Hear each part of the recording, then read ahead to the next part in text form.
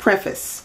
York, born circa 1772 on a plantation in Caroline County, Virginia, spent most of his documented life in Louisville, Kentucky as the body servant of William Clark.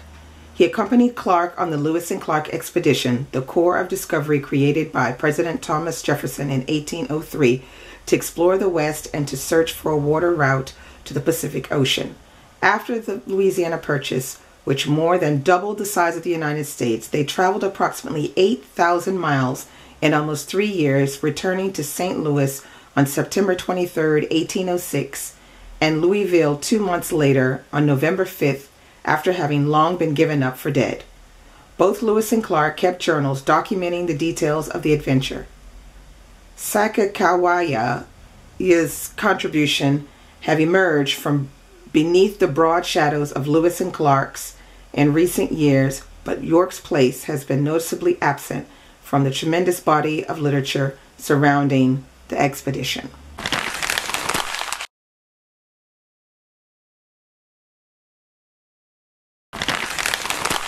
Hey guys, I'm back with a review of these two poetry collections.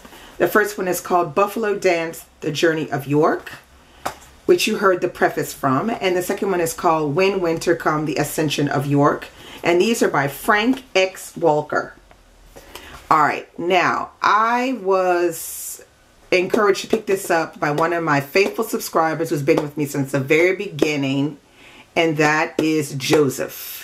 Joseph is, I think, from Kentucky, and so he told me about these books. He said, oh no, you have to read these, you'll love them. And yes, I did love them. Now this is a poetry collection which, as a preface that I read to you at the beginning of this video, is chronicling the journey that Lewis and Clark took through the U.S. to go to find a route to the Pacific Ocean.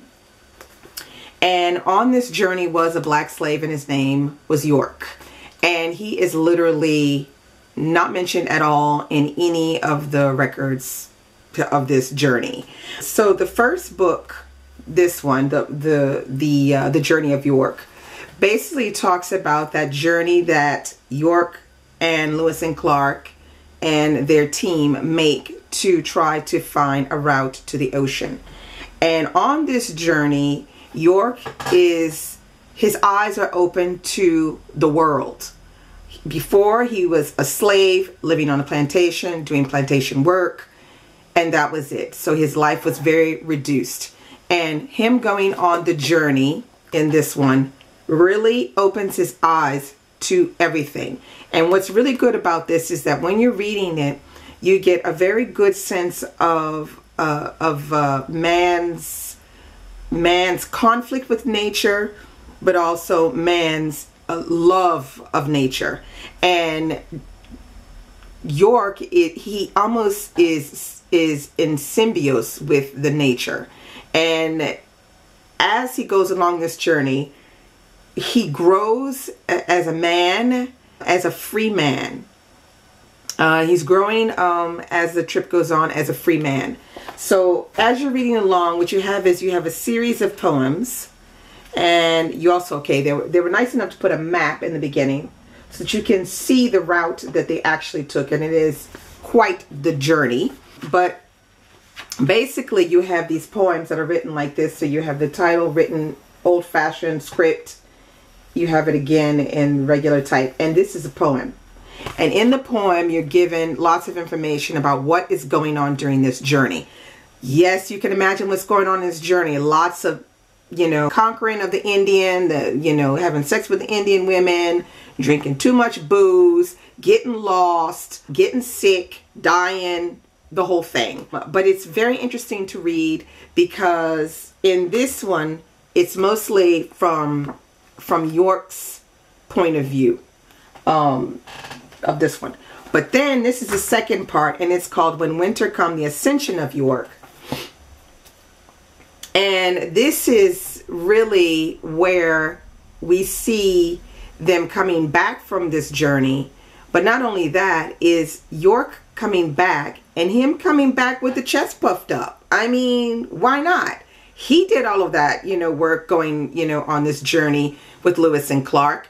And he came back with tales of, all of their exploits going and trying to find, you know, the ocean, talking about, you know, the exploits of the men sexually, maybe also the exploits of, you know, fighting off, you know, grizzly bears, and, you know, withstanding the harsh winters and the snow, and getting lost and poisoned, and, you know, getting, you know, he went back and he told the same stories as well. But as he's telling these stories, with, yeah, and like, we could be free. You know, and so the slaves are kind of a little bit like, how are we going to be free, kind of thing. But in his mind, he feels like he's free now because he has been away. He has grown and he has learned.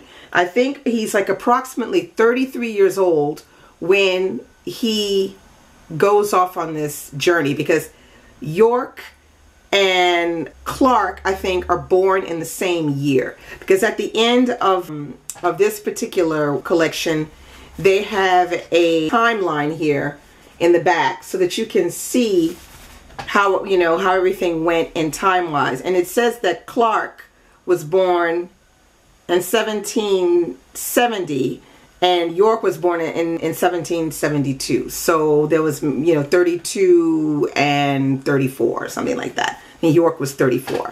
So it's almost like York left on the expedition as a boy, and he came back a man. And, you know, I won't tell you any of the details about the story, but you'll understand it very well. It's written old style because it's written from a slave's point of view. And in this one, it's really good, it's written from the women in his life point of view. So you're going to get 2 or 3 different points of view of the women. You're going to get points of view from Lewis and Clark. You're going to get points of view from the other slaves. You're going to get points of view from York as well. So let me just read you this little part that's in the back that I found very interesting, since this is Black History Month, right? All right, it says, moreover, okay, so this is basically Frank X. Walker. Here he is, right, wait, here, this is a better picture. Here's Frank X. Walker, okay? And he's talking about having gone on this journey with his son to look for more information and understand more of this trip. And while he was there, he got a chance to go to the Nez Indian tribe and get some information from them. And this is what he says. Moreover, during our visits to the reservation, we had several meals with known descendants of York, a feat ironically impossible in Kentucky and Virginia, where such descendants are not publicly recognized.